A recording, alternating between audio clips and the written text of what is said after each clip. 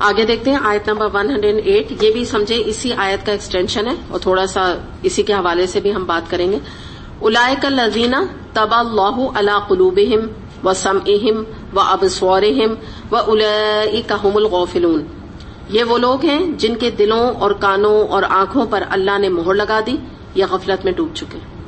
اب دیکھیے یہ جو اس میں گرفتار تھے، میں نے نا پہلے ایکچولی آپ لوگوں کو یہاں پہ دلوں میں مہر کا یہاں بتا دیا تھا نا اس اسٹیپ پر کہ یہ اسٹیپ یہاں پر ہے.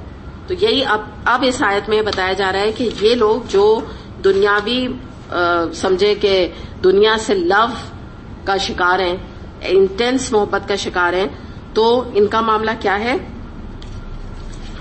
کہ ان کے دلوں پہ، کانوں پہ، آنکھوں پہ اللہ تعالیٰ نے مہر لگا دی اور یہ مکمل غفلت میں اب ڈوب چکے ہیں. اب ان کو یعنی کوئی ان کا جس کو کہتے ہیں نا، ایک اور آپ یہاں پہ لکھ سکتے ہیں دلوں پہ مہر، اور یہاں پہ ادھر آپ غفلت کو بھی لا سکتے ہیں اس آیت کے حوالے سے. ٹھیک ہے، کیونکہ جب غفلت انسان کی ہوگی اللہ کی طرف سے تو بھی انجام اچھا نہیں ہوگا. اچھا، اب یہاں پر ہم یہ دیکھتے ہیں کہ ان لوگوں کا مسئلہ کیا تھا کہ ان کے دلوں پہ مہر کیوں لگی. یہ تو ہم نے دیکھ لیا، حب دنیا. تو دنیا کی کیسی محبت میں یہ گرفتار ہوئے، یعنی مراد یہ کہ دنیا کو انہوں نے پریفر کیا، دنیا کے لیے جیے، دنیا کے لیے مرے. سارا فوکس ان کا دنیا کے اوپر تھا کہ ساری زندگی یہیں رہنا ہے، اور آخرت کا کوئی سامان نہ کیا، کوئی اس کی کوشش نہیں کی. اور ان کی کیفیت کیا ہو جاتی ہے. اب یہ جو چارٹ ہے نا، اس کو بھی آپ ذہن میں رکھیں. مثال کے طور پہ گناہ سرزد ہوا، گناہ سرزد ہونے کے بعد کوئی غم نہیں ہوتا، کوئی ریگریٹ نہیں ہوتا، کوئی پچھتاوا نہیں ہوتا ہے، بس خوش مگن ہے. جیسے ہم نے پیچھے آیت میں پڑھا، مگن ہے اپنی زندگی میں. پھر کیا سوچتے ہیں کہ چلو ایک گناہ اور صحیح، ویسے ہی گناہ کر رہے ہیں تو ایک آدھ اور بھی کر لیں گے تو کیا ہو جائے گا، کیا فرق پڑ جائے گا. جیسے کوئی ڈائبٹک پیشنٹ ہے تو وہ یہ کہے کہ ایک آئس کریم کھا لی، بڑا مزہ آیا نا، اب دل چاہ رہا ہے ایک اور کھائے، تو کیا کہے گا، چلو ایک اور کھا لو، اب تو ہے ہی نا، شوگر بڑھے گی تو ایک اور کھا لیتے ہیں، پھر دیکھا جائے گا جو بھی حشر ہو. ایسے جو کہے نا، تو آپ بتائیں نا اس کا حال کیا ہوگا. بھئی چلو کم کھائی تھی تو فیٹل اتنی تو نہیں ہوگی نا، شاید دوا سے بھی کنٹرول ہو جائے، لیکن جب اتنی زیادہ کھا لی ہے تو پھر تو حشر بھی زیادہ ہی برا ہوگا نا فزیکلی. تو ان کا یہ معاملہ ہوتا ہے. دوسرے کیا ہوتا ہے کہ گناہ کا احساس بھی مر جاتا ہے، روٹین کے طور پہ گناہ شروع ہو جاتے ہیں. جیسے عام طور پہ ہی زندگی گزارنے کا طریقہ ان کا وہی بن جاتا ہے. جیسے کل میں نے آپ سے بات کی تھی کہ جس کی زندگی گزارنے کا جو طریقہ ہوگا اسی پر اس کی موت آئے گی. تو یہ وہ لوگ ہوتے ہیں کہ ان کی زندگی گناہوں میں ہی گزر رہی ہوتی ہے، دن رات ہی گناہوں میں گزر رہے ہوتے ہیں، احساس ہی نہیں ہوتا، خیال ہی نہیں آتا ان کو. دوسری بات کیا ہے کہ اب جو یہ بات اللہ تعالیٰ نے فرمائی ہے، اس حساب سے اگر ہم یہاں پر دیکھیں تو بات یہ ہو رہی ہے کہ یہ وہ لوگ ہیں کہ ان کے اوپر کوئی بھی نصیحت آتی ہے، کوئی واز آتا ہے تو نہ وہ نشانی دیکھتے ہیں، نہ ہی اپنی غفلت سے باہر آنا چاہتے ہیں، جس کی بنا پہ اللہ تعالیٰ ان کے لیے ٹوٹلی ان کی ہدایت کے راستے ان کے لیے بند کر دیتے ہیں. سورہ حج آیت نمبر 46 میں آتا ہے، حقیقت یہ ہے کہ آنکھیں اندھی نہیں ہوتی بلکہ وہ دل اندھے ہو جاتے ہیں جو دل میں موجود ہوتے ہیں. یعنی کیا مراد ہے کہ آنکھوں سے ان کو دنیا بہت نظر آتی ہے، کانوں سے دنیا کے بارے میں بہت کچھ سنتے ہیں. کیا بات ان کے آنکھوں سے نظر نہیں آتی؟ اللہ کا کلام، اللہ کو کی معرفت ان کے دل میں نہیں آتی. تو یہی بات بتائی گئی کہ آنکھیں اندھی نہیں ہوتی بلکہ کیا ہوتا ہے، دل اندھے ہو جاتے ہیں. اچھا، اب یہاں پہ دیکھتے ہیں کہ یہ آیت نمبر ہے 109 اور 10، دونوں کو ہم ساتھ دیکھ لیتے ہیں. لا جرم انہم فی الآخرۃ ھم الخاسرون ثم ان ربک للذین ہاجروا من بعد ما فتنوا ثم جاہدوا وصبروا ان ربک من بعدها لغفور رحیم. ضرور ہے کہ آخرت میں یہی خسارے میں رہیں، بخلاف اس کے جن لوگوں کا حال یہ ہے کہ جب ایمان لانے کی وجہ سے وہ ستائے گئے تو انہوں نے گھر بار چھوڑ دیے، ہجرت کی، اللہ کی راہ میں سختیاں جھیلیں اور صبر سے کام لیا، تو ان کے لیے یقیناً اللہ تعالیٰ غفور الرحیم ہے. یعنی اب کیا بتایا جا رہا ہے کہ پہلے تو یہ بات بتائی گئی، آیت یہ جو ہو رہی ہے یہاں پہ آیت 109 میں یہ کہا جا رہا ہے کہ ضرور ہے کہ آخرت میں یہ لوگ خسارے میں رہیں. یعنی وہ لوگ جو حب دنیا کا شکار ہوئے تو آخرت ان کی کبھی بھی اچھی نہیں بن سکتی. آپ دیکھ لینا یہ اینڈ کیا ہے، ہدایت کے راستے بند ہیں. تو بعد میں جو اللہ تعالیٰ فرما رہے ہیں، تو اس کو چارٹ کو ہم مکمل کر لیں. کہ آخرت کا خسارہ.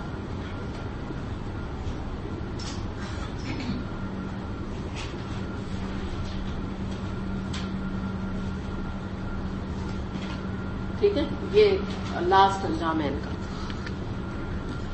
اب اگلی آیت میں جو ذکر کیا جا رہا ہے نا ہجرت وغیرہ کا, کہ باقی اب خوشخبری ہے کچھ مسلمانوں کے لیے, تو یہ بھی ہم تھوڑا سا ہسٹوریکل بیک گراؤنڈ اس کا دیکھیں گے کہ یہ ذکر اس آیت میں 109 اور 110 میں جو کیا جا رہا ہے, یہ مکہ کے ان مسلمانوں کا ذکر ہے کہ جو کہ کمزور تھے اور قبول اسلام سے کی وجہ سے کفار کے ظلم کا نشانہ بنے. جو پہلے خباب بن ارد وغیرہ کی میں نے آپ کو سنائی نا, ظلم کی داستان اس میں جو بتایا میں نے آپ کو.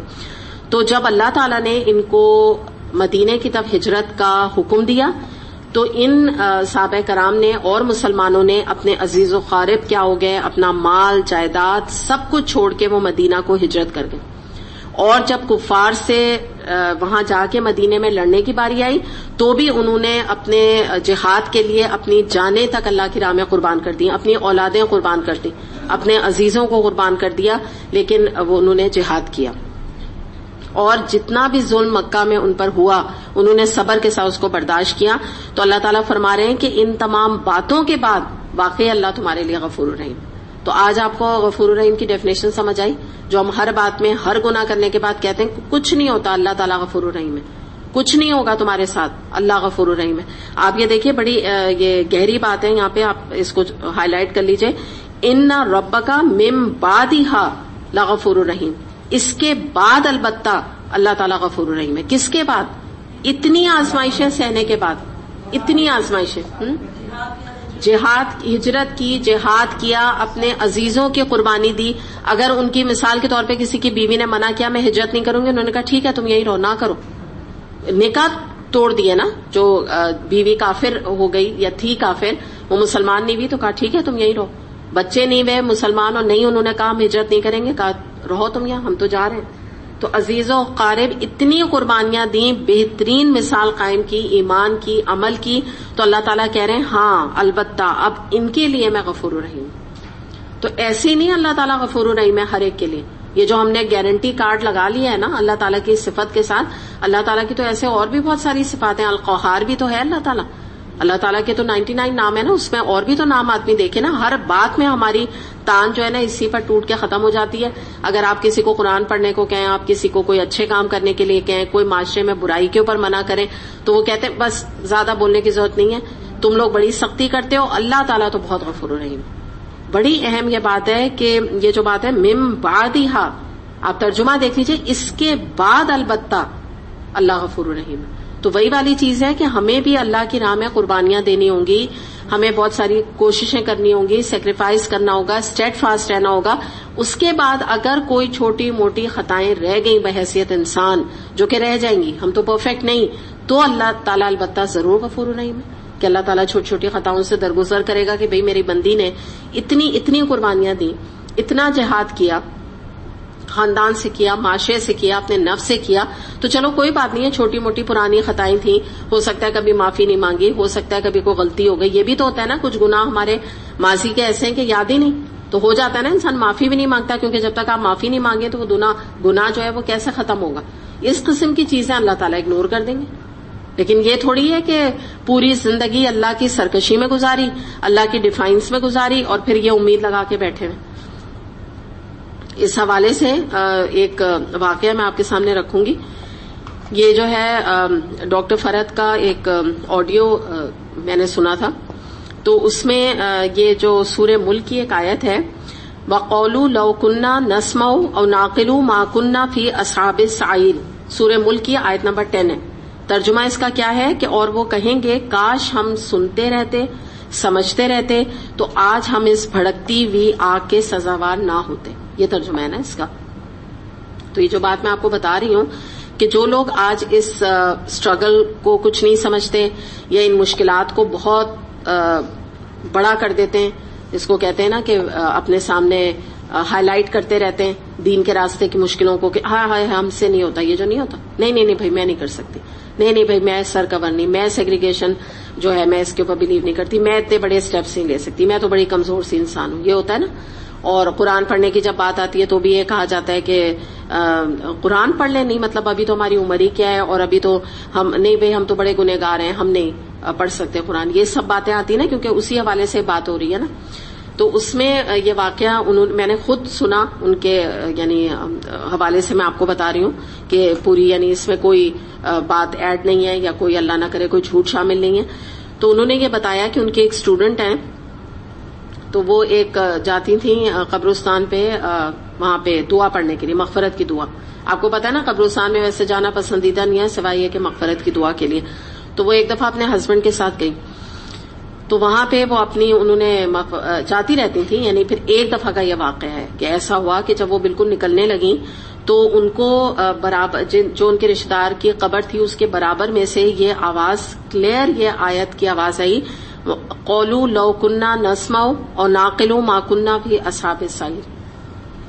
تو ان کے نا رونگٹے کھڑے ہو گئے, لیکن انہوں نے یقین نہیں کیا. ٹھیک ہے, یہ سب میں ڈاکٹر فرد کی زبانی بتا رہی ہوں, میرے یعنی ان کی اسٹوڈنٹ کے الفاظ نہیں, انہوں نے بتایا.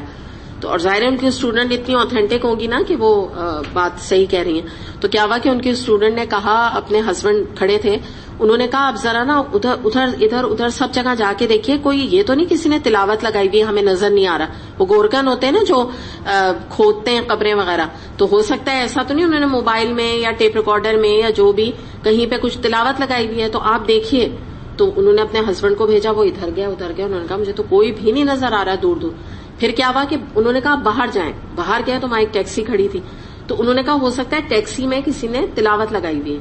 تو ان کے ہسبینڈ کیا, انہوں نے جا کے چیک کیا, وہاں اس کے پاس کچھ تھا بھی نہیں, کوئی سامان بھی نہیں تھا ٹیپ ریکارڈر کا. تو پھر تو ان کے بڑے رونگٹے کھڑے ہوئے. انہوں نے دوبارہ سے قبر پہ اور قریب کر کے کان لگا کے سنا, پھر یہی آواز ہے. آپ سوچیں کیسی بات ہے, یعنی کیا ہے کہ اور وہ کہیں گے کاش ہم سنتے اور سمجھتے رہتے. کیا سنتے اور سمجھتے رہتے؟ قرآن. اور کیا چیز ہے؟ تو آج ہم اصحاب سعیر کے سزاواروں میں سے نہ ہوتے, ان کے ساتھی نہ ہوتے. یعنی آپ سوچیں کانسٹینٹلی وہ آواز آ رہی تھی, وہ کہہ رہی ہیں کہ پھر میرے تو رونگٹے کھڑے ہو گئے اور میں وہاں سے چلی گئی, کیونکہ انہوں نے پوری حد الامکان کوشش کی. کیونکہ واقعی آپ اور میں بھی ہوں تو ہمیں کیوروسٹی تو ہوگی نا, ہم بھی ڈریں گے یا ہم یقین کرنا چاہیں گے کہ میرا مغالطہ تو نہیں ہے, اتنی بڑی بات ہے یہ. ہر طرف سے انہوں نے دیکھ لیا, کہیں دور دور جو, اور پھر قبرستان ہے سارے, صبح دوپہری کو آدمی جاتا ہے, یہ تو نہیں نا کہ کوئی مغالطہ ہو گیا, کوئی بہت دور کہیں کوئی کیسٹ چل رہا ہے یا کچھ چل رہا ہے. تو یہ ایک سچا واقعہ ہے جو آپ سوچیں کہ ہماری عبرت کے لیے کتنا زیادہ ہے, کتنا امپورٹنٹ ہے. کیونکہ بہرحال یہ میں آپ کو بتا دوں کہ انتقال جو ہے اس کا مطلب ہی ہے ٹرانسفر آف ریسیڈنس. یہ اٹ سیلف ایک اور زندگی برزخ کی شروع ہو جاتی ہے. قبر کی زندگی برزخ کی زندگی کہلاتی ہے جو قرآن میں آتا ہے. تو یہ ایک زندگی ہے. ہاں یہ ضرور میں آپ کو بتا دوں کہ اللہ تعالیٰ نے قرآن میں فرمایا ہے کہ ہم دنیا کے درمیان برزخ کی دیوار حائل کر دیتے ہیں. یہ یاد رکھیے گا کہ جو قبر میں لیٹا ہے نا اس کو ہمارے بارے میں نہیں پتا ہے, ہمارے بارے میں وہ نہیں جان رہا ہے کہ ہم کیا کر رہے ہیں یا دنیا میں کیا ہو رہا ہے, کون پریزیڈنٹ بن گیا ہے, کون میرے لیے دعائیں کر رہا ہے, یہ سب نہیں پتا ہوتا. ہاں یہ ضرور ہے کچھ چیزیں ہمیں یوں پتا چلتی ہیں کہ اگر کوئی اولاد صدقے جاریہ کے کام کر رہی ہے تو اس کو قبر میں اس کا جب بونس یا انعام ملتا ہے تو ظاہر ہے کہ وہ پوچھتا ہے نا. جیسے ایک میں آپ کو حدیث آپ کے سامنے رکھوں کہ ایک شخص نے اللہ تعالیٰ سے پوچھا کہ جب اس کی قبر میں ترقی ہوئی, آپ یوں سمجھو اس کا درجہ بلند ہو گیا, تو یہ بھی پتا چلتا ہے. تو جب اس کا درجہ بلند ہوا تو اس نے اللہ تعالیٰ سے سوال کیا کہ اللہ تعالیٰ میرا درجہ کیسے بلند ہوا؟ تو اللہ تعالیٰ نے فرمایا کہ تیرے بیٹے نے دنیا میں تیرے لیے استغفار کی تھی. تو اللہ تعالیٰ نے بتایا کہ تیرے بیٹے نے کی. تو اس حد تک تو ٹھیک ہے, اگر اللہ نے بتائی ایک آدھ کو, یہ تو خوش قسمت لوگ ہوں گے بھائی جن سے اللہ بات کرے گا. یہ بھی تو سوچے نا کہ وہ ان کا درجہ بھی کیا ہوگا جو حدیث ملتی ہے. بھائی کوئی بہت بڑے ہوں گے نا اللہ سے قریب جن کو اللہ نے خود یہ بات بتائی, لیکن عام لوگ نہیں جانتے کیونکہ اللہ تعالیٰ نے قرآن میں فرما دیا ہے کہ ہم ایک پردہ حائل کر دیتے ہیں دنیا اور آخرت, یعنی تمہاری قبر کے دوران.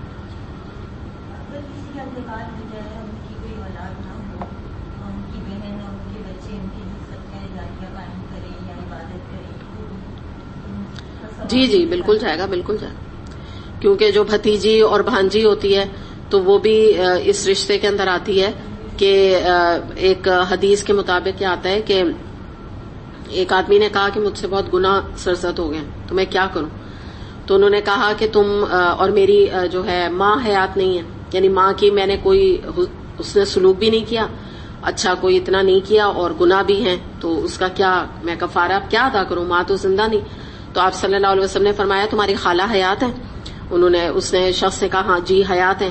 تو آپ صلی اللہ علیہ وسلم نے فرمایا کہ تم جاؤ اور ان کی خدمت کرو, یعنی جو تم سمجھو کہ ماں کے ساتھ نہیں کر سکے اب اپنی خالہ کے ساتھ کرو, تو امید ہے کہ اللہ تعالیٰ تمہیں اس کے ذریعے سے تمہاری معافی تلافی کر دے. تو اس حد تک درجہ ہے ان رشتوں کا, آپ سوچیں. ہاں بالکل میں سمجھ گئی ہوں کہ بالکل آپ, کیونکہ ظاہر ہے اب ان کا آگے پیچھا کوئی نہیں نا, تو اب آپ کے اوپر بھی ذمہ داری بھی بن جاتی ہے ایک طرح سے کہ جب ان کا کوئی نہیں ہے. ویسے تو اولاد کی ذمہ داری میں نے بہت دفعہ آپ کو کہا ہے نا کہ اولاد کی ذمہ داری ہے اور کسی کی نہیں ہے, لیکن جب ان کی خود کی اولاد نہیں ہے اور تو وہ ایک اس میں آ گئی نا کہ بیچاری والی کیفیت میں آ گئی کہ ہم کہیں گے نا بیچاری کی اولاد نہیں تو کون مانگے گا. تو بالکل آپ بھانجا بھتیجا بھانجی اور خالہ اور جو بھی پیچھے لوگ یعنی جو بھی رشتہ بہن کا رشتہ رہ گیا تو وہ سب ان کے لیے کریں, حق بنتا ہے.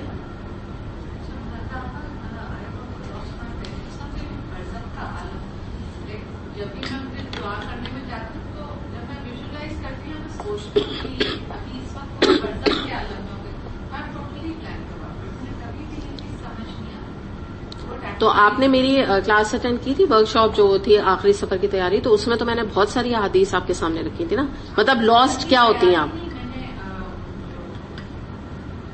ہاں آپ نے نہیں کی ہے وہ میں نے بہت ڈیٹیل میں سب کو ان لوگوں کو کروائی تھی, جس میں کہ میں نے پورے برزخ کی بہت آپ ایسا کریں نا یہاں پہ قبر کے احوال لے لیں نا, بک موجود ہے, تو آپ کو کلیئرٹی ہو جائے گی کہ قبر کی زندگی ہے کیا. یعنی وہ ایک قبر کی زندگی ایک باغ بھی ہے 70 گز چوڑا, ایک باغ میں کوئی لیٹا ہوا ہے, اور باغ کا تصور کیا ہوتا ہے, گرینری, پھول, تتلیاں, خوشبو, ٹھیک ہے نا, چین, سکون, آنکھوں میں بھی فرحت, یہ بھی ہے قبر. کیا کہتے ہیں کہ قبر یا تو جنت کے باغوں میں سے ایک باغ ہے یا جہنم کے گھڑوں میں سے ایک گھڑا, ٹھیک ہے. تو یہ کیفیت ہے, یہ انسان کے اعمال کے حساب سے.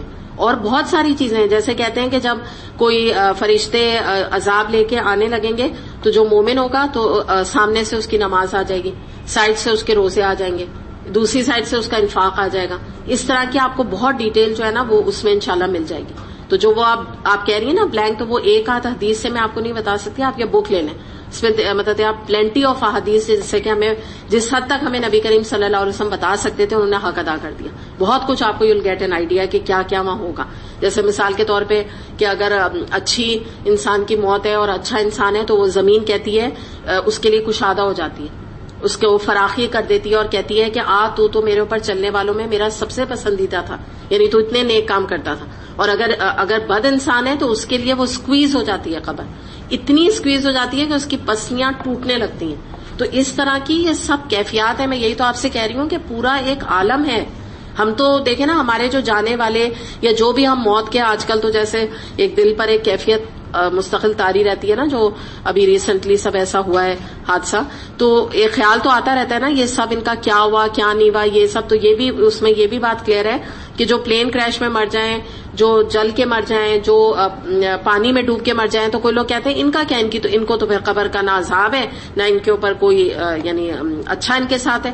تو اس کے بارے میں علماء نے کیا کہا ہے کہ جہاں پر جیسے اب یہ تو مل گئی باڈیز مل گئی نا, کچھ پلین کریش کیسے ہوتے ہیں کچھ بھی نہیں ملتا ہے, ایک ذرہ بھی نہیں ملتا. بعض دفعہ کیا ہوتا ہے جو اوپر کریش ہوتا ہے تو اس کے جو ذرات ہوتے ہیں مطلب کہتے ہوئے اللہ بس محفوظ رکھے ایسی موت سے, کہ مراد یہ ہے کہ کسی کا ہاتھ ادھر گرا, ٹھیک ہے نا, میں آپ کو سمجھانے کے لیے بتا رہی ہوں, پیر ادھر گرا اور یا کوئی آدھا حصہ جل گیا, آدھا پھٹ گیا, آدھا کٹ گیا, اللہ معاف کرے. تو کہتے ہیں جہاں جہاں ذرے گرے وہ سب اس کے قبر.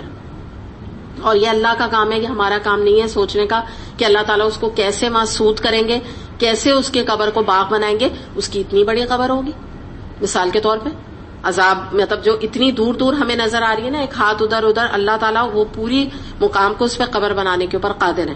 تو یہ کوئی چیز نہیں ہے کوئی ڈوب کے مرا تو جہاں ڈوب کے مرا وہ اس کی قبر ہو گئی. آپ سمجھے نا, ڈوب کے زمین کے اندر ہی گیا ہے نا, وہ اس کی قبر بن گئی, چاہے اس کو دفنایا گیا چاہے نہیں, اس کی باڈی کبھی نہیں ملی. تو یہ معاملہ ہے کہ وہاں کی ایک پوری زندگی ہے. تو وہی میں آپ سے کہتی ہوں کہ دیکھیے ہمیں اس دنیا کی فکر ہے, اچھا کچھ آخرت کی بھی کرتے ہیں, ٹھیک ہے نا, ایک عام کانسیپٹ ہے کہ آخرت کی فکر کرو. کتنے لوگ ہیں جو قبر کے بارے میں سوچتے ہیں کہ یہ بھی ایک پوری لائف ہے, اچھا، قبر کے بارے میں ایک حدیث ملتی ہے کہ اللہ انسان قبر کے حوالے سے یہ ہے کہ اس سے ڈرو کہ وہ کیڑوں کا گھر ہے، مٹی کا گھر ہے، لیکن ایک جو مومن انسان ہے اس کے لیے تھوڑی ہے کیڑوں کا گھر، اس کے لیے تو وہ ایک باغ ہے. تو اس طرح ہمیں خوشخبریاں بھی ملتی ہیں، جس طرح سے آخرت میں بھی خوشخبری بھی ہے اور جو برے عمل ہیں اس کے ساتھ ایک برا انجام بھی ہے، ایسے قبر کا معاملہ بھی ہے. تو ہمارا امتحان تو اگر آپ دیکھیں نا مرنے کے ساتھ شروع ہو گیا.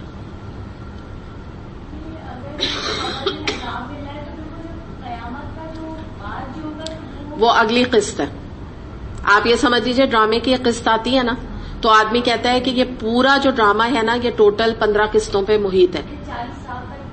بالکل وہ الگ قسم ہے، وہ پہلی قسط ہے. یہ علماء نے اس کے اوپر باقاعدہ اس کو ایکسپلین کیا ہوا ہے کہ قبر میں پہلی قسط ملے گی عذاب کی، اور جب اللہ تعالیٰ کے پاس پہنچے گا، میدان حشر ہوگا، حساب کتاب ہو کے دوزخ میں جائے گا، وہ اگلا سٹیپ ہے، وہ اگلی قسط ہے. آپ یوں سمجھ لیں وہ اگلا سٹیپ ہے. اور یہ والے عذاب کی کیفیت کیا ہے واللہ عالم، لیکن ہے عذاب سیم ہے یا ملتا جلتا ہے. یہ میں نے آپ کو کل بھی ایک حدیث سنا دی تھی، میں نے بتایا تھا نا چیخنے کی آوازیں آ رہی تھی. اب کیا کیفیت تھی واللہ عالم. اور میں نے آپ کو یہ بھی بتایا کہ قبر کیڑوں کا گھر ہے. کیا مطلب ہے اس کا؟ مطلب ہے یہاں پر بھی ایک عذاب کے مختلف اقسام ہیں، لیکن یہ بھی عذاب ہے وہ بھی عذاب ہے. اور اسی طرح آپ سمجھ لیجئے کہ جس کا اچھا انجام ہے تو یہاں بھی قبر میں عیش و آرام اور وہاں پر بھی ڈبل انعام. تو بالکل کہیں گے نا. دیکھیے میں آپ کو بتاؤں، آپ نے کچھ احادیث دیکھی اس میں لکھا ہوا ہے نا مومن سے یہ کہا جائے گا کہ اب تم ایک نئی شادی شدہ دلہن کی طرح سو جاؤ. ٹھیک ہے، تو یہ تو واللہ عالم، لیکن ہم اس حدیث کے ٹکڑے کو آپ اٹھائیں تو آپ کو کیا پتا چل رہا ہے؟ سونا بھی ایک نعمت ہے نا، تو یہ نعمت دے دی اس کو، وہ سو رہا ہے آرام سے، ریلیکس کر رہا ہے، اس کے اوپر تو عذاب نہیں آ رہا نا. لیکن جس نے اپنی زندگی اللہ کی نافرمانی میں گزاری تو اس کو کچھ نہ کچھ عذاب ہو رہا ہے. جیسے میں آپ کو ایک مثال دوں، قرآن میں آتا ہے کہ آل فرعون صبح و شام عذاب پہ پیش کی جا رہی ہے. آل فرعون کہاں ہے؟ وہ کیسے صبح شام پیش کی جا رہی ہے؟ کہاں پیش کی جا رہی ہے بتائیں؟ قبر میں عذاب پہ پیش کی جا رہی ہے صبح و شام. اس کا مطلب یہ دیکھیے، یہ جو چیزیں نا ان کے اوپر میں بتا دوں، زیادہ نہیں بات کریں، اپنی عمل تک کریں. لیکن ایک بات سمجھ لیں کہ قبر میں جو حدیث پڑھ کے ایک نچوڑ سامنے آتا ہے علماء کی باتوں سے، وہ یہ آتا ہے کہ جیسے ہم یہاں پہ ہے نا، ہم کبھی قرآن پڑھ رہے ہیں، ٹھیک ہے، ہم گھر گئے، اب ہم چائے بنا رہے ہیں، پھر ہم بچے کے ساتھ بیٹھ کے اس کو ہوم ورک کرا رہے ہیں، پھر نماز کا وقت ہو گیا، ہم نماز پڑھ، ہم کبھی کچھ کر رہے ہیں کبھی کچھ کر رہے ہیں نا، ہم سب یا ایک ہی کام کرتے رہتے ہیں. میں نے آپ کو یہاں بلا لیا، آپ گھر نہیں جانے دوں گی، ایسے ہوگا نہیں نا. الگ الگ کام کر رہے ہیں نا. ایسے ہی قبر کا معاملہ نظر آتا ہے. کبھی کچھ ہو رہا ہے، کبھی سو رہا ہے، کبھی اس کے لیے جنت کی کھڑکی کھول دی گئی ہے، کبھی اس کے اوپر قرآن جو پڑھنے والے ہیں ان کے لیے کہتے ہیں کہ قرآن ایک خوبصورت شکل میں، یہ نہیں آتا مرد کیا خوبصورت شکل میں آ کے اس کو کمپنی دے گا. اب آپ بتائیے کیا بات ہے؟ تو اگر وہ سو رہا ہے تو کمپنی کیوں دے گا؟ تو کچھ وقت ایسا ہوگا کہ وہ کمپنی دے رہا ہے. ٹھیک ہے، پھر میں نے آپ کو یہ بتایا کہ فرشتے آئیں گے، اگر اس کو یعنی اس کے پاس پکڑنے کے لیے اس کو آئیں گے تو نماز سامنے آ جائے گی. باقاعدہ اوتھینٹک حدیث ہے یہ. اب آپ مجھے بتائیں نماز سامنے آ رہی ہے، اب یہ کیا کیفیت ہے واللہ عالم. نمازیں کس شکل میں آئیں گی ہمیں نہیں پتا، قرآن کس شکل میں آئے گا ہمیں نہیں پتا. اب یہی آپ دیکھ لیجئے کہ یہ جو یہ مطلب ہم نے ابھی سنا، یہ جو آ رہا ہے نا کہ لو کننا نسمع ناقلوں. اب آپ مجھ سے سوال کر سکتے ہیں کہ یہ پاکستانی قبر کی بات ہو رہی ہے تو یہ عربی میں کیسے یہ بول رہے ہیں؟ واللہ عالم. ٹھیک ہے نا.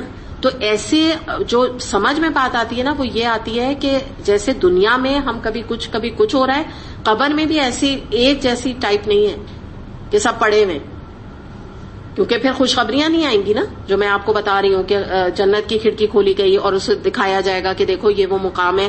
دوزخ دکھائی گئی، تو اب یہ مردے کو سب دکھایا جا رہا ہے نا، یہ دیکھو یہ وہ مقام ہے کہ اگر تم اللہ کی اطاعت نہ کرتے تو یہاں ڈالے جاتے. تو یہ تو سب دیکھ رہے ہیں وہ. تو یہ معاملہ ہے، بس آپ یوں سمجھیں.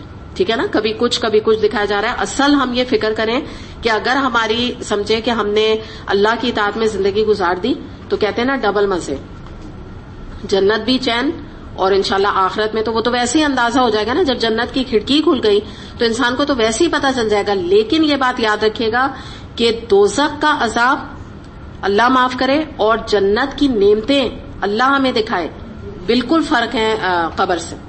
جیسے دنیا کا کوئی کمپیریزن نہیں. ٹھیک ہے نا. ہمیں کیا اللہ تعالیٰ نے فرمایا ہے جنت کے بارے میں کہ جو دنیا کے پھل ہیں اس سے متشابہن ملتے جلتے ہوں گے لیکن ٹیسٹ اور مزے میں نو کمپیریزن. آپ کہیں گے یہ سیب ایسا میں تو کبھی کھایا ہی نہیں ہے, یہ تو سیب ہے ہی نہیں, یہ تو مزہ ہی کچھ اور ہے, لیکن شکل کیسی ہوگی؟ سیب جیسی. تو وہی والی بات ہے, قبر کا اسٹیج ہے, یہ ایک اسٹیج ہے. ایگزیکٹلی وہ انجام جو ہوگا وہ حساب کتاب کے بعد ہوگا. تو یہ سمجھ لیں آپ. جیسے اچھا اس کی ایک مثال اور اگر آپ جو بات کر رہی ہیں اس سے یوں بھی سمجھ لیں, دنیا میں بھی تو ہمیں خوشیاں بھی ملتی ہیں, غم بھی ملتے ہیں, ہوتا ہے نا. ہم ایک جیسی کیفیتوں میں نہیں ہے نا. تو اسی طرح کا معاملہ ہے وہاں پر بھی قبر کا, کہ اچھے عمل ہیں تو اس میں ظاہر ہے کہ وہ انسان کی روح کو اس کے جس کو کہتے ہیں نا کہ سکون مل رہا ہے. ایک اور بات یاد رکھیے گا کہ جسم رل مل جاتا ہے, جسم موجود نہیں ہوتا. جو کچھ بھی کیفیت گزرتی ہے روح پہ گزرتی ہے. یہ بھی علماء کا کہنا ہے. میں آپ کو باتیں بتا رہی ہوں اس حد تک بتا رہی ہوں جو علماء کے اقوال ہیں یا احادیث سے, بلکہ زیادہ تر احادیث سے میں نے لی ہوئی ہیں چیزیں جو میں آپ کے سامنے رکھ رہی ہوں, بلکہ کسی کے قول کو بھی اس میں نہیں لینا چاہیے کیونکہ کوئی جا کے تو واپس آیا نہیں. لیکن ہاں یہ ضرور ہے کہ احادیث سے آیات سے اخذ کرتے ہیں علماء, تو وہ بات رکھتے ہیں.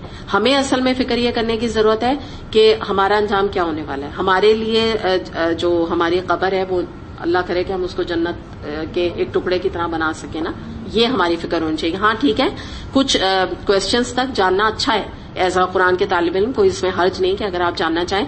اس کے لیے میں نے آپ کو یہی ریفر کیا, آپ یہاں سے نا بک ضرور لیں. آپ کو علم اگر آپ کو بڑھانا ہے نا, جب تک آپ یہ ان کتابوں کا مطالعہ نہیں کریں گی نا, میں اسی لیے آپ کو بڑی بڑی کتابیں نہیں کہہ رہی. میں آپ سے نہیں کہہ رہی کہ آپ باب القبر نکال لیں, وہ جو احادیث میں چیپٹرز ہوتے ہیں نا 25 پیجز کے, تو وہ نہیں آپ پڑھ پائیں گے باب القبر. تو اسی میں سے احادیث نکال کے ہم اس کو آسان کر کے ان بکلیٹس میں دے دیتے ہیں سلیکشن کر کے اوتھینٹک احادیث کا, تو وہ آسان ہے آپ کے لیے پڑھنا. جی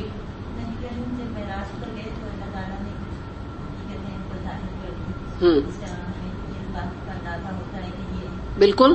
نبی کریم صلی اللہ علیہ وسلم کو تو جو جنت اور دوزخ دکھائی گئی تھی تو وہ اللہ تعالیٰ نے اس کے ایک سمجھیے کہ نمونہ دکھایا تھا کہ یہ ہوگا. عذاب دکھائے تھے, آپ نے پڑھا ہوا ہے نا, غیبت کا عذاب ہے, میں نے آپ کو غیبت والے میں بھی بتایا تھا, سود کا عذاب ہے. تو وہ اللہ تعالیٰ نے سب کچھ ان کے اوپر یہ چیزیں آشکار کی تھی نبی کریم صلی اللہ علیہ وسلم کے اوپر. تو بس جس حد تک ہمیں معلومات ہے وہ اتنی زیادہ اس کے ڈیپتھ میں انسان کو نہیں جانا چاہیے. اچھا اب آیت نمبر ہم کر رہے تھے 110, اعوذ باللہ من الشیطان الرجیم. تو اس میں آگے ہم تھوڑا سا بڑھتے ہیں کہ یہ جو بات یہاں آ رہی ہے نا کہ اللہ تعالیٰ جو ہے یقیناً اتنا ہی صبر کرنے کے بعد اللہ تعالیٰ غفور الرحیم ہے. تو اس میں اب اس سے ہمیں پتا چل رہا ہے کہ صرف آرزوؤں سے, یہ بات بھی بالکل پرٹیننٹ ہو رہی ہے جو ابھی ہم قبر کی بات کر رہے ہیں نا, کہ صرف ناروں سے, آرزوؤں سے, خواہشات کرنے سے ہمیں جنت نہیں مل جائے گی جب تک ہم عمل نہیں کریں گے. کیونکہ یہ کچھ لوگوں کا یہ تکیہ کلام ہوتا ہے, بڑی میری خواہش بہت ہے میں قرآن پڑھ لوں, میرا بس نہیں چلتا میں قرآن. میں خود کتنے لوگوں سے ملی ہوں اور مجھے اتنی تکلیف ہوتی ہے, میں کہتی ہوں جب ان کے دل میں بھی آتا ہے تو پھر اسٹرگل کیوں نہیں کرتے. یہی تو اللہ تعالیٰ یہاں کہہ رہے ہیں کہ جب تک تم کوشش نہیں کرو گے, چاہے وہ یہ قرآن کے سمجھ کے پڑھنے کے لیے, تمہیں کہاں سے ہدایت تمہیں خود بخود گھر میں بیٹھ کے مل جائے گی. تو یہی والی یہاں بات ہمیں پتہ چل رہی ہے کہ یہاں پر جو اشارہ ہے وہ مہاجرین, کچھ لوگ میں نے آپ کو مہاجرین بتایا تھا نا کہ مدینہ کی طرف ہے. کچھ علماء کا کہنا یہ کہ جو حبشہ کی طرف بھی جب مسلمانوں نے ہجرت کی تھی ان کے کفار کے مظالم سے تنگ آ کے, تو اس کی طرف بھی اشارہ ہے. تو بہرحال یہاں تو جو فتن جو بات ہے نا, آزمائے گئے, تو یہ تمام وہ لوگ تھے, وہ مسلمان تھے, وہ صحابہ کرام تھے جنہوں نے عزیمت کا راستہ اختیار کیا. کیونکہ جو ہجرت کرتا ہے, جو جہاد کرتا ہے, وہ کڑی سے کڑی آزمائش میں ڈالا جاتا ہے. اور انہوں نے جو ان پہ مشکلات آئیں, جو کچھ بھی ان کے اوپر آپ سمجھیے کہ ٹرائلز آئے, تو انہوں نے اس کے اوپر ڈر کے کمپرومائز نہیں کیا, عزم کے ساتھ رہے اور انہوں نے یعنی ہجرت کر لی, لیکن انہوں نے اپنا سر جو ہے وہ باطل کے آگے نہیں جھکایا. تو یہاں پر بھی ایک چیز میں آپ کو بتا دوں کہ مثال کے طور پہ اگر کوئی ایسے ماحول میں رہتا ہے باہر کے ملکوں میں کہ جہاں پہ اس کو دین پہ عمل کرنا مشکل ہے, اپنی لڑکیوں کی تربیت کرنا مشکل ہے, ان کو برے ڈریسز اور برے ماحول سے بچانا, لڑکے اور لڑکیاں آج کل تو ایک ہی مسئلے ہیں دونوں کے, مشکل ہے, تو وہ بھی ہجرت اگر کرتے ہیں تو بہت بڑا اجر و ثواب ہے, بہت بڑا. میں یہ نہیں کہہ سکتی کہ ایگزیکٹلی یہ ہے، لیکن کوئی کم اجر و ثواب نہیں ہے اگر اللہ کے لیے جو ہے وہ اس طرح سے ہجرت انسان کرے، اور اس کے لیے انسان کو کوشش کرنا چاہیے۔ اور یہ بھی میں آپ کو بتا دوں کہ دیکھیے جب انسان اللہ کے لیے کوشش کرتا ہے، اسٹرگل کرتا ہے، آپ سمجھے ہجرت کرتا ہے۔ اچھا آپ کو پتا ہے ہجرت یہ بھی تو ہے نا، نبی کریم صلی اللہ علیہ وسلم نے فرمایا کہ تو ان کاموں کو چھوڑ دے جو تیرے رب کو برے لگتے ہیں، یہ بھی تو ہجرت ہے نا۔ تو ان تمام ہجرتوں میں پریشر ہوتا ہے، کوشش چاہیے ہوتی ہے، اور ٹرائلز آتے ہیں، آزمائشیں آتی ہیں۔ اب آپ دیکھیں ہیرے کے اوپر جب ضرب لگائی جاتی ہے، کٹس لگائے جاتے ہیں بری طرح، آگے پیچھے اتنے کٹس لگتے ہیں، جتنے کٹس لگتے جاتے ہیں وہ پریشیس ہوتا جاتا ہے، اور بالآخر وہ اتنا انمول ہو جاتا ہے کہ وہ ایک تاج کی زینت بن جاتا ہے، یعنی یہ اہمیت اس کی ہو جاتی ہے نا۔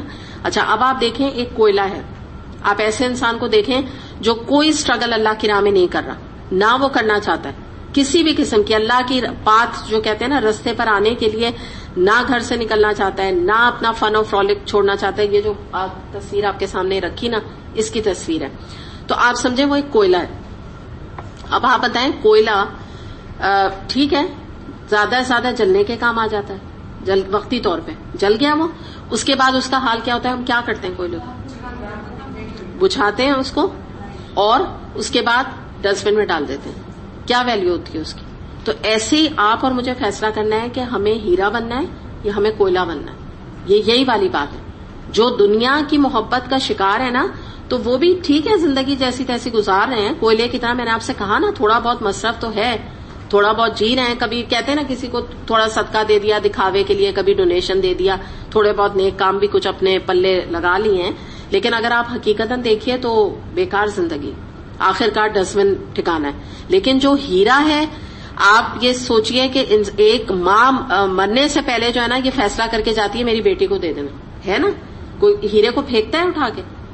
ہر صورت میں اس کا کچھ نہ کچھ اس کو ٹھکانے لگا کے، جو آپ سمجھیے ہمارے پاس چاہے چھوٹی موٹی رنگز ہیں، سیٹس ہیں، یا ایک ٹاپ سی ہیرے کا ہوگا تو اس کا کوئی نہ کوئی ہم انتظام کریں گے پہلے سے بیٹی کو کہ بیٹا تم یہ لے لینا، فکر کریں گے نا، یہ نہیں ہوگا۔ اور جس کے ہاتھ بھی لگ گیا، فرض کر لیجیے کوئی ناگہانی موت بھی ہو گئی، تو بیٹی یا بہو یا کوئی بھی اتارے گی تو ٹھکانے لگائے گی عزت سے، کیونکہ اس نے اپنی ویلیو ہیرے نے خود بنائی ہے کٹ لگا لگا کر اس کے اوپر۔ اور آپ کو پتا ہے جتنے کٹ لگتے ہیں نا اتنا ہیرا پریشیس ہوتا ہے، جتنے کم کٹ ہوتے ہیں اتنا سستا ہوتا ہے، یہ بھی بات یاد رکھیے گا۔ تو بہرحال بات یہ یہاں پر ہمیں پتہ چل رہی ہے کہ ہجرت جو ہے اس کا بہت ہی اجر و ثواب ہے، چاہے وہ انسان گناہوں سے ہجرت کرتا ہے، چاہے کسی ملک سے کرتا ہے، چاہے کسی ماحول سے کرتا ہے۔ اگر آپ بھی میں آپ کو مثال دے کے ہجرت کی ایک اور بتاؤں کہ فرض کر لیجیے آپ کا ایک بہت وائلڈ لیونگ تھی پہلے، اور آپ کا اٹھنا بیٹھنا بہت ہی غیر شرفا لوگوں میں تھا، اور اس سے آپ نے اگر ان کو چھوڑ کر اور آپ نے اس ماحول سے اچھے ماحول کی طرف آپ آئیں اور آپ اپنا دل لگانے کی کوشش کر رہی ہیں، کیونکہ شروع میں جب آدمی آتا ہے تو اتنی نیکی بھی ہضم نہیں ہوتی، آپ سمجھے نا کیا ہو جاتا ہے؟ جیسے ایک بہت زیادہ جب کوئی ڈوزے جی جائے تو پیٹ اپسیٹ ہو جاتا ہے نا، تو ہاں سفوکیشن بھی، اور بعض دفعہ کیا ہوتا ہے کہ انسان کو ہضم نہیں ہوتا، اتنی نیکی، اتنی میں تو یعنی کیا تھی، اب اتنی بھی نہیں مجھے مطلب میں ڈائجسٹ کر پا رہی ہوں۔ تو اس میں اپنے آپ کو پھر بھی دل لگانا اور پھر بھی اپنے آپ کو وہاں پہ اس کا حصہ بنانے کی کوشش کرتے رہنا، تو پھر ظاہر ہے پھر اجر بھی اس کا اتنا ہی ہے نا، بہت زیادہ اجر و ثواب ہے ایسے لوگوں کے لیے۔ اب اس کی میں ایک حدیث اسی طرح کی آپ کے سامنے رکھوں، ابو داؤد میں حدیث آتی ہے، مقداد رضی اللہ عنہ فرماتے ہیں میں نے رسول اللہ صلی اللہ علیہ وسلم کو فرماتے ہوئے سنا، بلا شبہ خوش نصیب وہ ہے جو فتنوں سے محفوظ رہا۔ فتنے کیا ہوتے ہیں؟ ٹرائلز، آزمائشیں، چاہے وہ دین کے راستے کے ہیں، چاہے کوئی بیماریاں ہیں، چاہے کوئی ڈیتھس ہیں۔ یہ بات آپ صلی اللہ علیہ وسلم نے 3 دفعہ فرمائی۔ پھر فرمایا لیکن جو امتحان اور آزمائش میں ڈالا گیا اور پھر بھی حق پر جمع رہا، اس کے کیا کہنے، ایسے آدمی کے لیے شاباشی ہے۔ تو وہی والی بات ہے نا، یہاں پہ اللہ تعالیٰ نے یہ فرمایا نا کہ ان کے لیے خوشخبریاں ہیں، ان کے لیے اللہ تعالیٰ کی طرف سے رحمتیں ہیں اور اللہ تعالیٰ کی طرف سے بلند مقام ہے، کہ کیونکہ انہوں نے اپنی قیمت دی ہے اللہ کے لیے، انہوں نے ایک اپنا وقت، اپنی صلاحیتیں، اپنی کیپیبلٹیز، اپنی جسمانی بھی اذیت مسلمانوں نے اٹھائی ہے نا دین کے لیے۔ تو جو یہ کرنے کے لیے تیار ہے تو پھر آپ سمجھ لیجئے کہ جو ہیرا ہے اس کی ویلیو بھی کیا ہے، اور اللہ تعالیٰ پھر اس کو جو مقام آخرت میں دے گا تو وہ بھی اسی ہیرے کے لیول کا دے گا انشاءاللہ۔ آگے دیکھتے ہیں آیت نمبر 111، یوم تأتی کل نفس تجادل عن نفسها وتوفى کل نفس ما عملت وهم لا یظلمون۔ ان سب کا فیصلہ اس دن ہوگا جبکہ ہر متنفس اپنے ہی بچاؤ کی فکر میں لگا ہوا ہوگا. ہر ایک کو اس کے کیے کا پورا بدلہ دیا جائے گا اور کسی پہ ذرہ برابر ظلم نہ ہونے پائے گا. کیا مراد ہے کہ یہ وہ دن ہوگا، آخرت کے دن اللہ تعالیٰ نے بتا دیا کہ فیصلہ ہو جائے گا. آج اگر تم کنفیوز ہو کہ ہجرت کرنی ہے نہیں کرنی ہے، اللہ کے دین پہ چلنا ہے نہیں چلنا ہے، از اٹ ورتھ اٹ؟ بعض دفعہ آپ یقین کریں اتنے دین میں چلتے ہوئے، اتنا دین کی راہ پہ ہوتے ہوئے انسان سوچتا ہے کہ میں نے صحیح ڈیسیشن لیا ہے جو میں دین کی طرف آ گئی ہوں، میں نے جو سر کور کر لیا ہے صحیح کیا ہے، میں جو قرآن کا پڑھنا پڑھانا اپنی زندگی کا مقصد بنا دیا میں صحیح کر رہی ہوں. کہیں ایسا تو نہیں جو خاندان میں سب لوگ کر رہے ہیں تو یہ عیش سے جنت میں چلے جائیں اور میں جو کر رہی ہوں اتنی اسٹرگل اٹھا رہی ہوں تو میرا بھی کوئی خاص یعنی اس کا ایکنالجمنٹ نہ ہو. اس حد تک جو ہے نا انسان بعض دفعہ کنفیوز ہو جاتا ہے. تو اللہ تعالیٰ نے یہی فرمایا کہ تم لوگ سب جو اگر اس کنفیوژن کا شکار ہو تو فکر نہ کرو، جو دن قیامت کا دن آئے گا، یہاں پہ قیامت کے دن کی طرف اشارہ ہے، تو سب کچھ فیصلہ ہو جائے گا، سب کچھ سامنے آ جائے گا. اور کیا بتایا گیا کہ ہر متنفس، ہر جان سب سے زیادہ اپنی بچاؤ کی فکر کرے گی، اپنے آپ کو بچانے کی فکر کرے گی.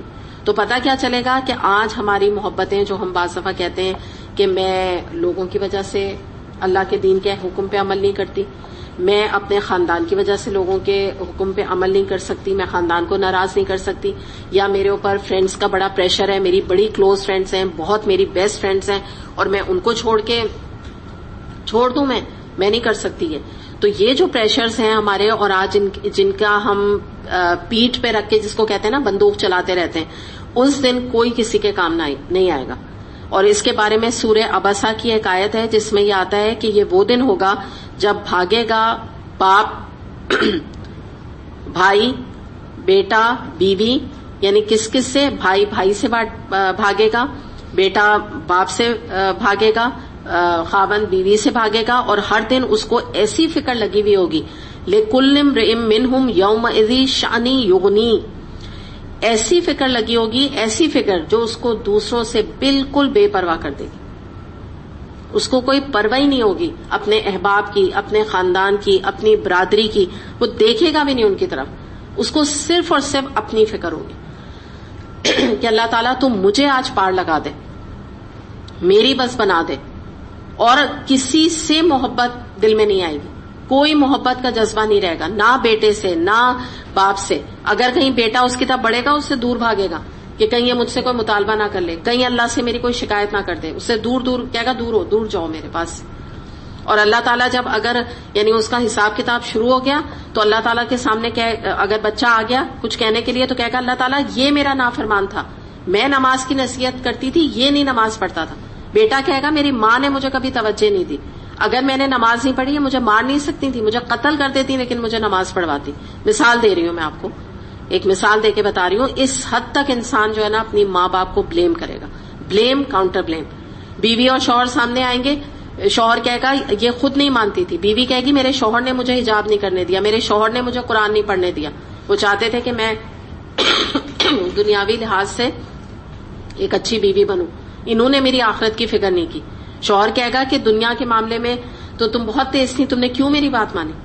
ایک دوسرے کے اوپر الزامات کا آپ سمجھیں کہ ایک ماحول ہوگا، لڑائی جھگڑے، صرف اپنی فکر. بس اللہ تعالیٰ سے انسان کہہ رہا ہوگا اللہ تعالیٰ مجھے نہیں پرواہ، جو مرضی ان کے ساتھ کریں، ان کو آگ میں جھونکیں، ان کو آپ عذاب دیں، جو مرضی کریں، مجھے چھوڑ دیں اللہ تعالیٰ، بس میری صرف یہ آپ سے ریکویسٹ ہے. اور مجھے جو ہے نا کوئی بھی مطلب مجھے ان کی کوئی پرواہ مجھے نہیں ہے، مجھے I don't care for them. اور ہر ایک برا لگ رہا ہوگا. اور آپ یہ دیکھیں کہ قرآن میں ساتھ آپ کو بتا دوں، کیونکہ جب ہم ایسا دیکھتے ہیں نا تو ہمیں لگتا ہے ہر طرف یہی ہو رہا ہے، اللہ نہ کرے ایسا نہیں ہے. قرآن میں آتا ہے کہ اس دن صرف متقیوں کی دوستی باقی رہ جائے گی. اب آپ متقیوں میں دیکھیے باپ اور بیٹا بھی ہو سکتا ہے، متقی میں دو فرینڈز بھی ہو سکتی ہیں، متقی میں شوہر اور بیوی بھی دونوں متقی ہو سکتے ہیں. ان کی دوستی قائم رہے گی. کیسے رہے گی؟ وہ تو ایک دوسرے کی کو ایسے کر کے پیٹ تھپک رہے ہوں گے. شوہر کہے گا اپنی بیوی سے کہ تم نے کتنا اچھا کیا کہ مجھے اس رستے پہ لگا دیا، آج میں اللہ کے آگے سرخرو ہو گیا تمہاری وجہ سے. تو وہ تو ایک طرح سے ہاتھ ایک دوسرے کے پکڑے ہوئے ہوں گے، کیونکہ ان کو پتا ہے دونوں کا انجام اچھا ہے. محبتیں اور بڑھ جائیں گی، اور زیادہ ایک دوسرے کی قدر آ جائے گی. تو بڑی یہ گہری بات ہے نا کہ سارے متقین ایک دوسرے کے دوست ہوں گے سوائے جنہوں نے اللہ کی نافرمانی کی. تو متقین کی کوئی بھی لسٹ میں آپ شامل کر سکتے ہیں. والدین اور بچے جو ہوں گے وہ ایک دوسرے کا ہاتھ پکڑیں گے. والدہ اپنی بیٹی سے کہہ رہی ہوں گی کہ بیٹی تم نے مجھے سیدھے راستے پہ لگا دیا, مجھے تو پتا نہیں تھا, تم مجھے لے جاتی تھی مثال کے طور پہ قرآن کی کلاس میں, اللہ تیرا شکر. جیسے قرآن میں آتا بھی ہے نا, ایک پکچر آتی ہے کہ جیسے ایک آدمی جنت میں بیٹھا ہوگا اور ایک آپ کو پتا ہے نا وہاں تو جو انسان چاہے گا وہ چیز پوری ہو جائے گی نا, تو ایک دم وہ گہرائی میں دوزخ میں اپنے دوست کو دیکھے گا. یعنی مثال کے طور پہ اس کی خواہش پیدا بھی ہوگی نا, میں دیکھوں میرا دوست کہاں ہے, تو وہ اس سے کہے گا تم یہاں, تو وہ کہے گا ہاں میرا یہ انجام ہوا. تو وہ کہے گا اللہ تیرا شکر ہے کہ میں تمہارے کہنے میں نہیں آیا. یہ قرآن کی میں آیت آپ کو مفہوم بتا رہی ہوں. اللہ تیرا شکر میں تمہارے کہنے پہ نہیں آیا, میرے رب نے مجھے بچا لیا. یعنی کیا پتا چلا کہ اس کا وہ فرینڈ تھا, اس کی صحبت تھی اس کے ساتھ, لیکن اس برے فرینڈ کے باوجود وہ انفلوئنس نہیں ہوا تو اللہ نے اس کو بچا لیا. تو یہ ایسی مطلب وہ دن ہے کہ ہوگا نا. تو اچھا انجام بھی الحمدللہ ہے, صرف نیگیٹو چیز نہیں ہے. اور آگے اللہ تعالیٰ نے کیا فرما دیا کہ اے میرے بندوں تم فکر نہ کرو, لا یظلمون, کسی پر میں ظلم نہیں کروں گا. ہم خود دراصل اللہ کی نافرمانی کر کے اپنے آپ کو دوزخ کا مستحق ٹھہرا کے خود اپنے اوپر ظلم کر رہے ہیں. اللہ تعالیٰ نے کیا اس لیے جنت ہمارے لیے بنائی ہے. اگر اللہ تعالیٰ چاہتا کہ ہم سب دوزخ میں جائیں, اگر نعوذ باللہ اللہ تعالیٰ کی یہ خواہش ہوتی, تو اللہ تعالیٰ اس جنت کو ایسے نہ سجاتا جیسے اللہ تعالیٰ نے سجایا. اور اللہ تعالیٰ فرما رہے ہیں کہ کوئی تمہیں ظلم نہیں ہوگا, یعنی تمہاری کوئی نیکی میں کمی نہیں کروں گا. ذرہ کے برابر بھی, رائی کے برابر بھی نیکی ہوگی, میں اس کے خوب تمہیں اجر دوں گا, خوب تمہیں اس کے بدلہ دوں گا. اور اگر تم نے کوئی برائی کی ہوگی, جتنی برائی ہوگی کوئی تم فکر نہ کرو میرے بندے, زیادتی جو تمہاری غلطی بس میں اتنا ہی تمہیں اس سزا دوں گا جتنی تم اس کے قابل ہوگے, اور برائی کا بدلہ اتنا ہی, جبکہ اللہ تعالیٰ نیکی کی جزا بڑھا چڑھا کے دیں گے. آپ کو پتا ہے نا وہ جو اس میں بھی آتا ہے نا قرآن میں کہ جو کوئی ایک اپنا وہ کرے گا نا, صدقہ کرے گا, تو 700 گنا اس کو اللہ تعالیٰ بڑھا دے گا. تو اللہ تعالیٰ نے یہ بھی فرمایا ہے کہ نیکیاں بھی میں تمہاری بڑھا کر بلکہ دوں گا. تو ظلم تم یہ نہ ڈرو, میں تم پہ ظلم کروں گا. اور یہ فضل و کرم اللہ کا ان اپنے اہل ایمان کے لیے ہوگا جو اس کے فرما بردار ہیں. ان کو ایکسٹرا بونسز ملیں گے, ایکسٹرا ان کو جو ہے نا اللہ تعالیٰ کی طرف سے انعامات ملیں گے. اور کیوں؟ اس لیے کہ انہوں نے اپنے کو کھپایا, انہوں نے لگایا. تو آج آپ یہ فکر نہ کریں کہ آج جو ہم قربانی دے رہے ہیں اللہ کے لیے, یا ہم تکلیفیں اٹھا رہے ہیں, یا ہم صبر کر رہے ہیں, تو کوئی فائدہ بھی ہے اس کا؟ Is it worth it? جو میں آپ کو کہہ رہی ہوں نا, کبھی خیال آتا ہے ان کو دیکھو, یہ خاص طور پہ جب شادیاں اور ان کے سیزن اور اس طرح کے پریشرز آتے ہیں نا, تو آدمی کبھی کبھی ٹوٹنے لگتا ہے نا, تھکنے لگتا ہے کہ بھائی یہ بس اچھا چلو اچھا چلو یہ کر لو. تو نہیں, اس وقت آپ یہ سوچ لیجیے گا کہ اللہ تعالیٰ جو ہے نا اپنے ان بندوں کو جو اسٹیڈ فاسٹ رہتے ہیں تو بہترین ٹھکانہ ہے. اور دیکھیے دنیا تو ایسی تیزی سے جا رہی ہے, ایسی تیزی سے آگے بڑھ رہی ہے کہ کچھ نہیں, انسان کو آج کیا ہے کل کا کچھ پتا نہیں, کہ کیا خبر نہیں کسی چیز کی نا. تو یہ دنیا تو بھاگ رہی ہے, اس سے اچھا نہیں کہ بھاگتی دنیا میں انسان اپنے اللہ کی اطاعت کے ساتھ اس دنیا کے ساتھ بھاگے, کیونکہ ہم آہستہ آہستہ موت سے قریب ہو رہے ہیں نا, زندگی سے دور ہو رہے ہیں, موت سے قریب ہو رہے ہیں. لا کے برتھ ڈے منایا کریں, غیر اسلامی کلچر کو فروغ دیں. حقیقت تو رونے کا مقام ہے کہ 1 سال کم ہو گیا, کیا اللہ کے آگے, کیا اطاعت کی. بچے آپ کو کبھی برتھ ڈے منانے کا کہنا, ان سے کہیں پہلے یہ بتاؤ کہ تم نے کیا کام اس سال میں اللہ کی اطاعت کا کچھ ایکسٹرا کیا, کیا تمہارا کل جو ہے, جو گزرا ہوا کل ہے, وہ آج کچھ بہتر ہوا, آج کچھ بہتری ہوئی ہے کل سے. یہ سوال کریں تو تم سیلیبریٹ کرنے کا بنتا ہے اس عمل پہ کہ تم نے نماز شروع کر دی, پھر تو نماز پہ سیلیبریشن کرو کہ بھئی چلو تمہاری دعوت کریں, واقعی کر دیں. لیکن اگر تمہارا کچھ بھی نہیں پاس بدلا تو برتھ ڈے کیا چیز ہے؟ عمر کے چند سال جو ہے وہ اور گھٹ گئے اور اس پہ خوشیاں منا رہے ہیں. آپ عقل دیکھیے, کیا یہ بیوقوفی کی بات ہے. شادی میں اینیورسری آپ دیکھ لیجیے, شوہر بیوی کا اتنا پریشیس اگر محبت ہے تو ساتھ ہوتا ہے کہ انسان ڈرتا رہتا ہے نا. ایک ایج آ جاتی ہے آپ کی 50 اور 45 کے بعد کہ آپ تھوڑا سا ایک انسیکیورٹی ہونے لگتی ہے نا شوہر بیوی کو, پتہ نہیں کون پہلے جائے گا, پتہ نہیں کون اب جانے والا ہے, ایسا لگتا ہے نا. تو یہ کوئی خوشی کا مقام ہے کہ اور دن شوہر کے بھی کم ہو گئے اور بیوی کے بھی, تو ہماری شادی کے دن کم ہو رہے ہیں اور اس کی خوشیاں منائی جا رہی. تو اسی لیے اسلام نا یہ ابس چیزوں کے اوپر نا بلیو نہیں کرتا. اور جو میں نے آپ کو یہ مثال دی وہ آیت میرے سامنے آ گئی ہے کہ جو لوگ اپنے مال اللہ کی راہ میں خرچ کرتے ہیں ان کے خرچ کی مثال ایسی ہے جیسے ایک دانہ بویا, اس سے 7 بالی نکلی اور ہر بالی میں 100 دانے. اس طرح اللہ تعالیٰ جس کے عمل کو چاہتا ہے بڑھاتا ہے اور وہ بڑی وسعت والا اور سب کو جاننے والا ہے. سورہ البقرہ آیت نمبر 261. اور یہی جو بات میں ابھی ہم کر رہے ہیں نا کہ یہ دنیا کتنی فانی ہے، تو آپ یہ دیکھیے، آپ یہاں پہ جانتی ہوگی نا زائدہ آپا کو، جانتے ہیں آپ لوگ؟ یہاں بیٹھتی ہیں بالکل سامنے اس سیٹ پہ، جانتے ہیں آپ لوگ؟ ہماری پرانی ایکسپلور دا قرآن بھی انہوں نے پورا کورس کیا تھا الحمدللہ، اور ابھی بھی آ رہی ہیں. تو فرین کس دن ہوئی ہے ان کی ہسبینڈ کی ڈیتھ؟ Thursday night. اچانک ہوئی ہے نا، بالکل اچانک. ان کی ہارٹ پیشنٹ تھے، ان کے ہسبینڈ کی ڈیتھ ہوئی ہے تھرسڈے نائٹ. اور آپ کو پتا ہے فرائیڈے کی وہ کلاس میں ریگولر آتی ہیں، تو انہوں نے مجھ سے بہت درخواست کی تھی کہ میں مغفرت کی دعا ان کے ہسبینڈ کے لیے کر لوں. اور تھوڑے دن پہلے ان کی بیٹی کا بھی انتقال ہو چکا ہے. تو آپ یہ دیکھیے کہ والدین سے پہلے تو بیٹی چلی گئی. کتنا عرصہ ہوا ہے فرید؟ 2 ایئرس ہو گئے. بیٹی کی بھی ڈیتھ ہو چکی ہے. ہاں تقریباً بھائی نا 2 ایئرس ہو چکے ہیں. تو آپ اس سے اندازہ لگا لیجئے یہ دنیا ہے. کہ مجھے بھی جب فرین نے بتایا تو مجھے یقین نہیں آ رہا تھا کہ ابھی پچھلے ہفتے تو زائدہ آپا یہیں بیٹھی ہوئی تھی سامنے. ان کو خود کو بھی نہیں، اچانک کی ڈیتھ ہے ہسبینڈ کی. تو بہرحال انہوں نے ریکویسٹ کی تھی، تو ہم انشاءاللہ دعا کر لیتے ہیں.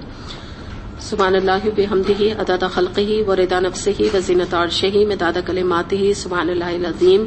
اللہم صل علی محمد وعلی آل محمد. اللہم اغفر لہ وارحمہ وعافہ واعف عنہ واکرم نزلہ ووسع مدخلہ واغسلہ بالماء والثلج والبرد ونقه من الخطايا كما نقيت الثوب الأبيض من الدنس وأبدله دارا خيرا من داره وأهلا خيرا من أهله وزوجا خيرا من زوجه وأدخله الجنة وأعذه من عذاب القبر ومن عذاب النار. آمين يا رب العالمين.